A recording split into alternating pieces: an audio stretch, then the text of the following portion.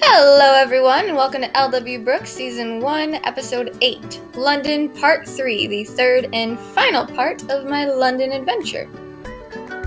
Here we have my companion, cleaning her feet in a 5-star hotel sink. Public restroom though, so perfectly legal, just gross. At this same 5-star hotel, we dined at a lovely little cafe thing. What is it? I don't even know. You have to make a reservation to do it. But it's like an Alice in Wonderland tea party thing where they make these cute little things that are related to Alice in Wonderland, and you get to have tea and little tea sandwiches. It's wonderful, kind of expensive because, it's a 5-star hotel, but it is a great experience. Didn't realize it when we booked our little thing, but they do have a Sherlock Holmes one as well, and an Indian-themed one, is what the guy was saying. Yeah, our waiter was sort of explaining that Alice in Wonderland is mostly for children, but since when can't two grown-ass women enjoy a lovely tea party that is Alice in Wonderland themed? Okay, it's super cool. So here's what they brought out. Super cute, right? I'll show you some of them in more detail, but they did a ton of different things, and oh my gosh, the detail on these things is amazing and how much thought was put into it. If you notice, up at the top, just staring right at you, is a little clock macaron, something like that. It's bubblegum flavored, and it's amazing and delicious and super sweet, and I loved it so much. These are the sandwiches they give you. 3 of the flavors are really good. One of them, that yellow one, that's just like vibrant. It's disgusting. Super, super, super gross. I wouldn't even try to eat it. Maybe I would. I would love to see your face as soon as you take a bite out of it. But it was awful. I did not eat it. Alright, seriously, do you see this detail and how much thought was put into this? They got a little queen card made of chocolate, Queen of Hearts, mind you, hello. And that, whatever that was, no idea, but it tasted amazing, delicious, probably my second favorite. The first was that bubblegum thing, though. And a cute little drink me sign with chocolate. What it's sitting in front of was kind of like a Go-Gurt, I want to say. Again, I'm sort of seeing more and more how this was possibly meant for children, but it was awesome and no regrets. Totally awesome, wicked cool, stellar. You should do it too.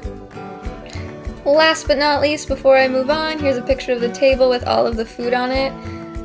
Everything was amazing. We ate all of it except those 2 really gross sandwich things on that plate over there. So gross.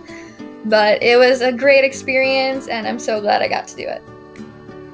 Fortnum and Mason, my second favorite thing. Okay, this is a tea and cookie shop, and it's got a ton of different levels with a ton of different weird-ass shit. But the first level, maybe also the second level, were the best, and the cookies there, or biscuits, whatever, sorry, are fantastic. So is the tea. I did get tea there too. Do you see this entrance? It's like walking into a magical world, okay? It's so cool and so pretty and so good. I love it. These are all tea and biscuits, guys. All of it. 2 stories. I'm fairly certain. 2 stories. Amazing. So many flavors. This was kind of a weird little extra that they had. I wish I'd gotten it because that'd be super cool, but I didn't. It just looked really cool, so I took a photo. If ever I go back, though, I'll probably get it. Just put it on display forever and always. For those who are as curious as I was, this is a McDonald's in London. You'll notice they're doing the Monopoly, and you know how in America we've got $1 million cash prize, or ATVs, or really cool game consoles. Here they do coupons. You can win a coupon, 40% off some store that you never heard of. I think McDonald's may be taking advantage of the British. Just throwing that out there. Mrs. Hudson's restaurant, or the Hudson's restaurant, because Mr. is there too. But anyway, it's right next to the Sherlock Holmes Museum, which I've got a whole fuck ton of stories for that shit. Just you wait. The Sherlock Holmes Museum. boycott this shit, alright? So, line super long, didn't even get a chance to go because it was our last day. That's my fault. I should have thought that ahead more.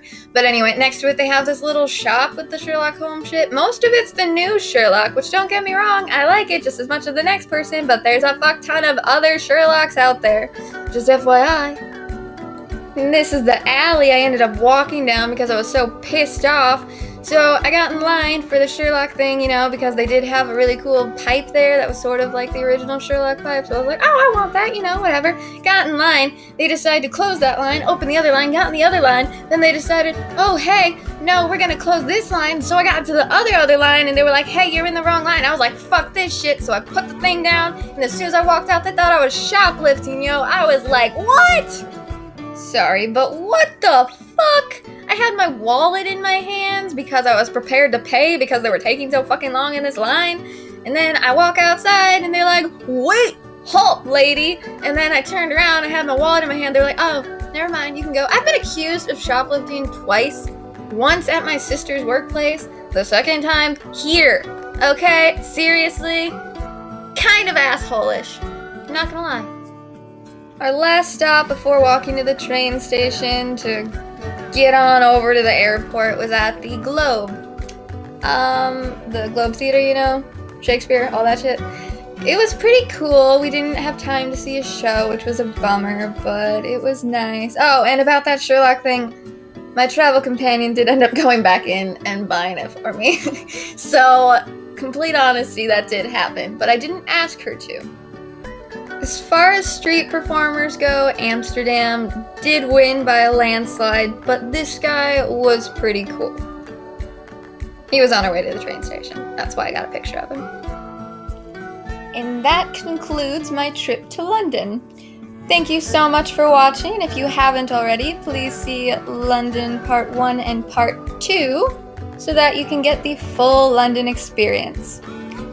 Also, please subscribe to the YouTube channel if you want more about me, my experiences, and also Amzer Studios. Yep, that's it. Thank you. Bye!